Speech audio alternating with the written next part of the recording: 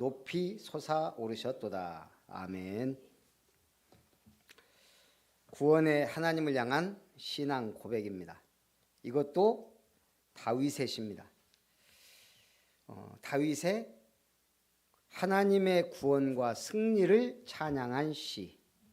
다윗이 사울왕에게 미움을 받습니다. 잘못하지도 않았는데 거기에 또 사울 편에 있는 사람들이 신하들이 모함을 합니다. 그러니까 이제 다윗은 갈 데가 없는 거예요. 계속 도망다니고 생명의 위협을 느끼며 그런 도망다니는 처지, 그것도 왕으로부터. 비록 도피자의 생활이지만 하나님에게서 사울과 그의 원수들을 제압하고 승리의 기쁨을 안겨주실 것이란 확신을 가지고 쓴 시입니다. 오늘 누가복음 3장에 중요한 인물이 등장을 합니다. 세상 사람들은 관심을 갖지 않았던, 당시 로마의 황제는 디베리오, 총독은 빌라도, 유다 각 지방의 분봉왕들인 헤롯과 빌립, 이 헤롯 대왕부터 해가지고 쭉 헤롯 가문이 이스라엘을 통치했어요. 그리고 루사니아, 대제사장 안나스와 가야바, 이런 쟁쟁한 인물들이 있었는데 이스라엘에게 희망이 있었을까요? 이 사람들은 막강한 권력과 힘이 있었지만 이스라엘의 소망이 되지 못했어요. 그때 등장한 인물이 세례 요한입니다. 이 사람들은 전혀 관심도 안 가졌는데 어느 날 빈들에서, 광야에서 외치는 자의 소리가 돼서 외치기 시작하는 거예요. 많은 사람들이 가서 세례를 받습니다. 그리고 그리스도를 증거하고 짧은 인생을 마감합니다. 그냥 보면은 별 볼 일 없는 인생 같아요. 그러나 하나님 앞에서는, 그리스도 앞에서 너무 중요한 인물이에요. 그래서 여자가 낳은 자 중에 세례 요한보다 큰 자가 일어남이 없도다라고 할 정도로, 그 정도 중요한 인물입니다. 지금도 대한민국 정세가 그래요. 주변에 위로는 김정은, 시한폭탄, 동으로는 아벨을 이은 기시다. 계속 도발합니다. 이 사람들은 심심하면 한국을 걸고 넘어져요. 그게 이제는 습관이 돼버렸어요. 자기들이 뭔 비리를 저지르거나 국가 위기가 오거나 문제가 오면 한국을 걸고 넘어져요. 계속 한국을 욕하다 보니까 이제는 일본 국민들 자체가 혐한 쪽으로, 정부가 보니까. 그래서 우리나라에는 한 권도 없는 혐한 서적이 베스트셀러가 되고 아예 혐한 코너 책이 있고, 그러니까 그 사람들이 한국에도 얼마나 혐일 책들이 있는가 와서 보고는 놀란다잖아요. 우리는 있지도 않고 있어봐야 팔리지도 않아요. 이상한 나라가 돼버린 거예요. 지도자들이 얼마나 하느냐에 따라. 중국도 마찬가지예요. 장기 집권을 노리는 시진핑, 계속 중화사상 해가지고요. 자기들이 세계의 중심이다 그래서. 그다가 위에는 지금 전쟁을 일으킨 푸틴. 가만히 보면요, 굉장히 위험해요. 그래서 이 시대에 세례요한 같은 인물들이 일어나야 된다 이거예요. 자, 첫 번째, 구원 주신 하나님, 보호와 구원의 하나님. 1절 2절, 나의 힘이신 여호와여. 우리 힘이 어디에서 옵니까? 우리의 복이 어디에서 옵니까? 성삼위 하나님으로부터. 내가 주를 사랑하나이다. 여호와는 나의 반석이시요 요새시요 나를 건지는 시요 나의 하나님이시요 내가 그 안에 피할 바위시요 나의 방패시요 나의 구원의 뿌리시요 나의 산성이시로다. 다윗은 내 힘이 되신 하나님은 나에게 어떤 존재냐, 이 정도예요. 나의 반석, 요새, 나를 건지느니, 나의 하나님, 그 안에 피할 바위, 나의 방패, 구원의 뿔, 나의 산성. 하나님을 우리가 이렇게 고백한다면 굉장한 믿음의 사람인 줄 믿습니다. 그래서 다윗은 계속 나의 하나님, 나의 반석, 소유격이에요. 바로 하나님이 나와 함께 하기 때문에 내 인생이 가치가 있다 이거예요. 3절에 내가 찬송받으실 여호와께 아뢰리니 내 원수들에게서 구원을 얻으리로다. 이 시편 18편은요. 제가 쭉 읽어만 봐도 엄청나게 은혜가 돼요. 지금 50절에 달하는 상당히 긴 시편인데 너무너무 주옥 같은 글들과 이런 은혜 받는 내용들이 너무 많아요. 그래서 그는 찬송받으실 여호와께 아뢰겠다고 말합니다. 우리는 하나님을 기쁘게 찬송할 수 있는 성도가 돼야 돼요. 예. 극적인 여호와의 구원을 노래합니다. 어느 정도 극적이에요? 4절부터 보니까 사망의 줄이 나를 얽고 불의의 창수가 나를 두렵게 하였으며 스올의 줄이 나를 두르고 사망의 올무가 내게 이르렀도다. 이게요. 다윗이 얼마나 위험하고 목숨이 경각에 달리고 그랬으면 사망의 줄, 불의의 창수, 스올의 줄, 사망의 올무가 되게 이르렀다. 창수는 무슨 말이에요?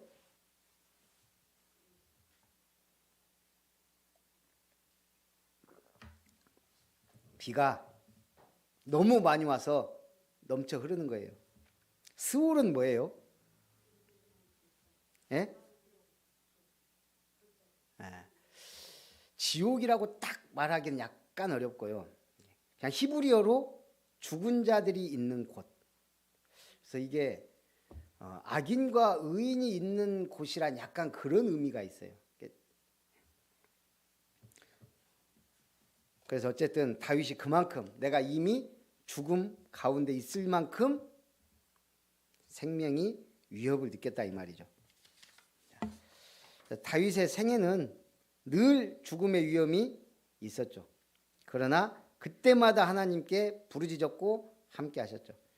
6절에 내가 환난 중에서 여호와께 아뢰며 나의 하나님께 부르짖었더니 그가 그의 성전에서 내 소리를 들으시며 그의 앞에서 나의 부르짖음이 그의 귀에 들렸도다. 다윗은 지금 성전에 가고 막 그럴 지금 처지가 아니에요.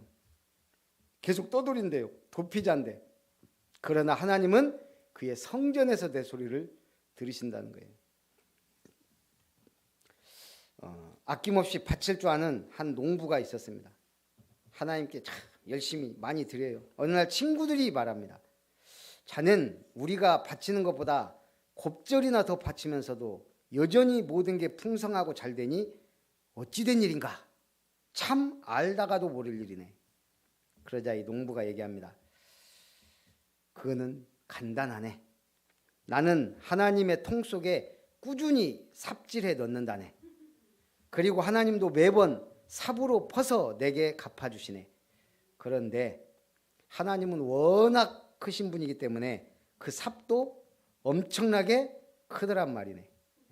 이것이 곧 적게 심는 자는 적게 거두고 많이 심는 자는 많이 거둔다. 아까 차 타고 어린이집 가는데 옆에 뭔 차가 하나 딱 가는데요. 뭔 차가 막 굉장히 있어 보여요. 보니까 나는 뭐 외제차인 줄 알았어요. 막 뒤에 타이어 딱 실었는데 그 뒤에 삽이 딱 있는데 삽이 번쩍번쩍해요. 은삽은 아닌 것 같은데 어쨌든 거기다가 막 무슨 차가 바퀴도 막 이러고 저게 무슨 차지? 코란도를 완전히 개조해 갖고 옆에 막 뭐 막 나오고 위에 이야 앞에 그 뭐예요 막 그 등도 막 몇 개씩 달아놓고 이거는 도저히 코란도라고 생각을 못했는데 그 뒤에 글씨 보고 알았다니까요. 완전 바꿔놨어요. 저 사람은 내가 보니까 캠핑이나 이런 걸 다니는 것보다는 그렇게 꾸미고 다니는 걸 좋아하는 것 같아요. 삽이 한 번도 안 썼다니까요. 반짝반짝해요. 저 멋에 사는구나. 돈을 얼마나 들였을까 그렇게 생각될 정도로.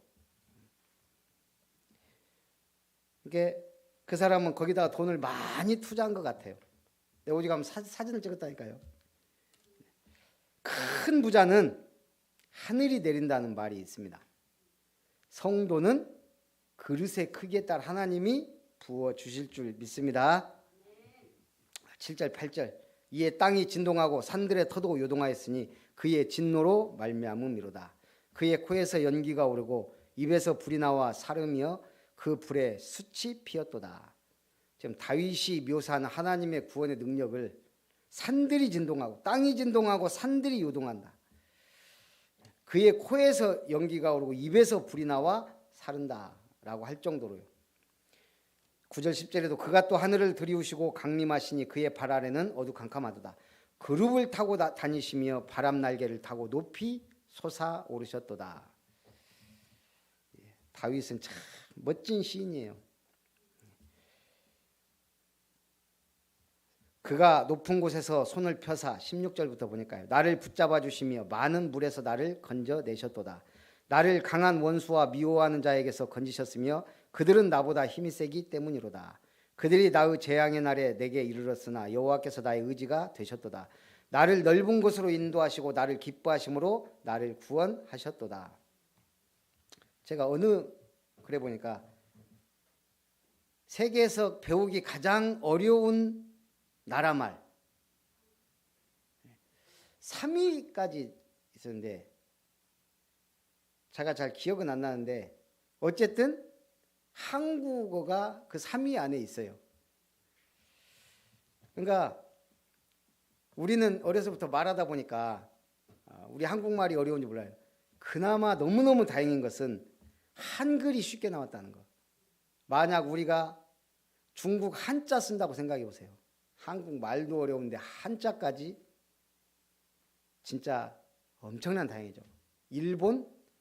일본도 세계에서 가장 배우기 어려운 단어 중에 하나예요. 말 중에.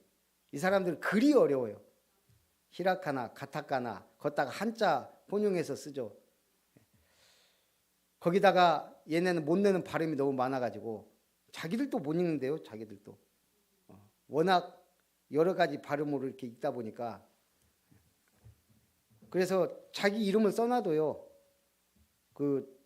제대로 얘기 안 해주면 모르는 경우가 많다네요. 비슷비슷한 글자가 많아서. 거기다 더 기가 막힌 건 이 사람들은 투표할 때 후보의 이름을 써요. 근데 만약 한자라도 틀리잖아요. 무효가 돼요.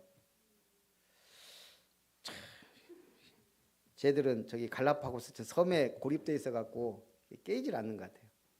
우리가 많이 깨우쳐 주려고 노력했는데 원수를 은혜로 갚고 은혜를 원수로 갚고 우리가 그런 것 같아요.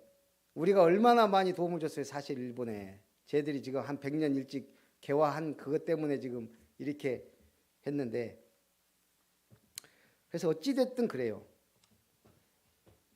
하나님이 붙들어 주시고 하나님이 구원하지 않으면 어쩌 되겠냐 이거죠. 나를 강한 원수와 미워한 자에게서 건지셨으며 그러면서 20절에서 24절 중요합니다.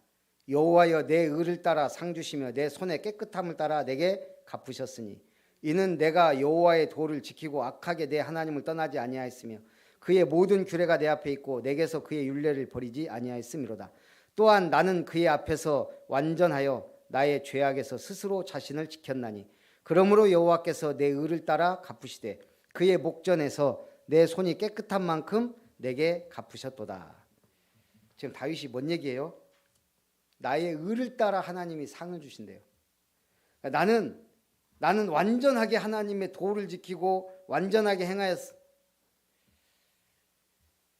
다윗이 정말 하나님 앞에서 이렇게 완전했을까요? 그렇진 않았지만 이 시를 보세요. 늘 하나님을 최우선에 뒀어요. 제가 볼 때 늘 아침마다 하나님을 바라보며 묵상했어요. 그러니까 이게 늘 정시가 되니까 항상 함께하는 거예요. 문제가 터지고 죄악을 범해도 그게 오래가지 않는다는 거예요. 중요한 건 뭐죠? 내가 하나님의 말씀을 떠나지 않고 살았다 이거예요. 그래서 우리는 이렇게 말씀을 읽고 묵상하며 순종하는 태도로 살아야 됩니다. 벤저민 리턴버그는 젊은이들에게 다음과 같은 말을 남겼습니다. 자신의 잠재 능력을 개발하지 않고 그냥 편하게만 살아가는 것은 실상 일종의 자살이다. 무슨 말이에요? 내 잠재 능력 개발하지 않고 그냥 편하게 사는 건 일종의 자살이다. 한마디로 삶을 무의미하게 살고 무책임하게 사는 것은 부끄러운 것이요 무책임한 거다. 예수님이 하신 말씀도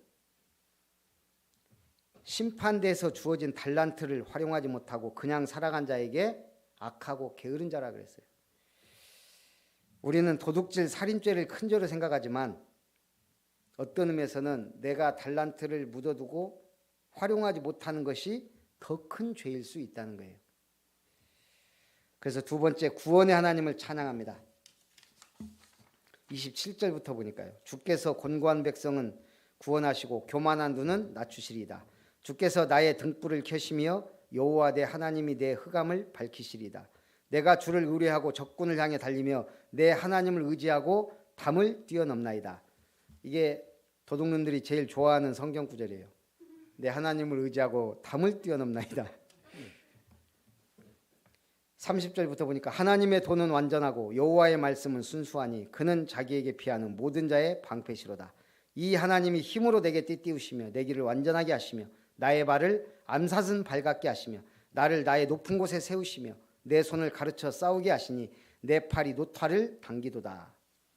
제가 어저께 문자를 그렇게 보냈잖아요.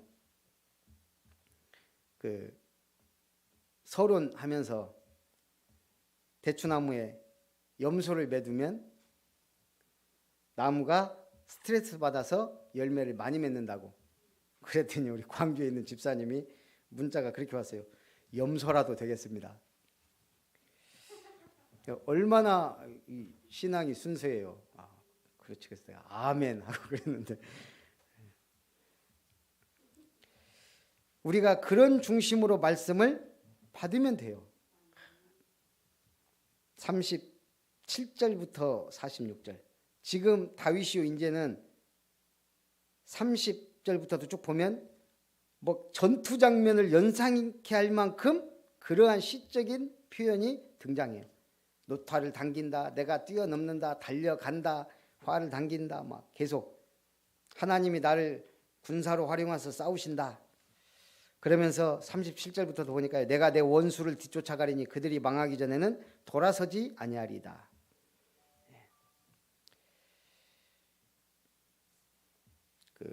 미국과 소련 핵 경쟁이 한참 치달았었죠.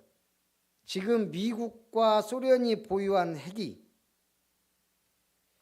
우리 지구를 몇 번 파괴시킬 수 있는 줄 아세요? 미국하고 소련이 가진 핵만 가지고 지구를 41회나 파괴할 수 있대요.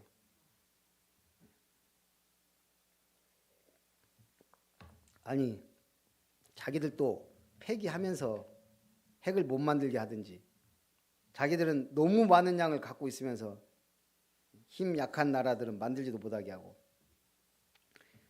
그러니까 이 인간이 이 경쟁이 이렇게 무서워요. 지금도 지구상에는 날마다 3만 5천 명이 굶어 죽어가고 있는데 그 핵 무기 이런 거 구매한다고 어마어마한 돈이 투자되고 있어요. 국방비 보세요. 어마어마해요. 지난 3,000년 역사 속에 3,300번의 전쟁이 있었다 그래요. 그래서 사람의 역사, 인류의 역사는 전쟁의 역사라 해도 과언이 아니에요. 2차 세계대전 영웅이라는 조지 패튼 장군이 그런 말을 했어요. 유명한 명언인데요. 하나님 나를 도우소서 나는 전쟁을 사랑합니다. 말이에요? 막걸리예요. 하나님 나를 도우소서 나는 전쟁을 사랑합니다. 전쟁터에서 하나님의 도우심을 기도하면서도 진심으로 싸움의 희열을 느끼는 인간의 악마적 모습을 나타낸 글로 유명해요. 그래서 복음이 있어야 되고 복음이 들어가야 돼요. 49절 50절 여호와의 이름으로 내가 이방 나라들 중에서 주께 감사하며 주의 이름을 찬송하리이다. 여호와께서 그 왕에게 큰 구원을 주시며 기름 부음 받은 자에게 인자를 베푸시며 영원토록 다윗과 그 후손에게로다. 다윗은 저 이방 나라들 중에 열방 중에 하나님은 찬송을 받으실 것이다.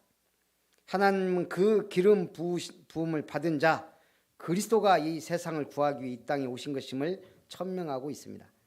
결론, 다윗의 생애에 하나님이 함께 하시며 구원과 보호와 능력을 베풀어 주신 하나님은 지금도 우리와 동일하게 함께 하십니다.